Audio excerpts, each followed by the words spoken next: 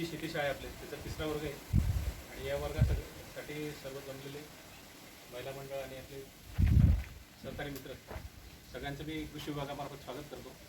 आणि दशपर्णी अर्थ कसा तयार करायचा याचं डेमॉन्स्ट्रेशन आपल्याला संगीताताई सांगणार आहे. तर आपण त्याला मी संगीताताईला अशी विनंती करेल की त्यांनी आपलं डेमॉन्स्ट्रेशनचं माहिती सांगणं सुरू करा.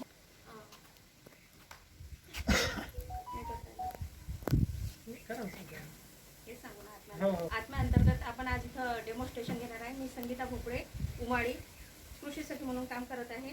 आज आपण इथं दशपर्णी अर्काचा डेमो घेणार आहे. त्याच्यासाठी आपल्याला कडुलिंबाचा म्हणजे प्रत्येक याच्यावर गोटा खूपच असतात.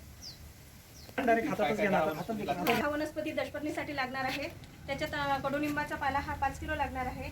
निरगुडचा पाला 2 किलो, कण्याचा पाला 2 किलो, सीताफळचा पाला 2 किलो, कामिनीचा पाला 2 किलो, 2 किलो रुईचा पाला, 2 किलो एरंडचा पाला, 2 किलो धोत्र्याचा पाला, 2 किलो पपईचा पाला आणि 2 किलो सुबावीचा पाला घेतलेला आहे. आपण याचं असं आहे की आपण 2 किलो गाईचं शेण आणि 10 लिटर गोमूत्र हे घेणार आहे आपण दशपर्णीसाठी.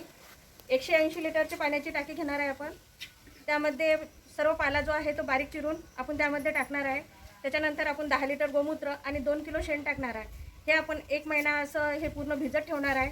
आणि घड्याळच्या काट्याप्रमाणे याला आपण सकाळ संध्याकाळ दोन्ही टाईम हात देणार आहे, ढवळून घेणार आहे. त्याच्यानंतर 1 महिन्यानंतर तयार झालेला पाला आपण जो आहे तो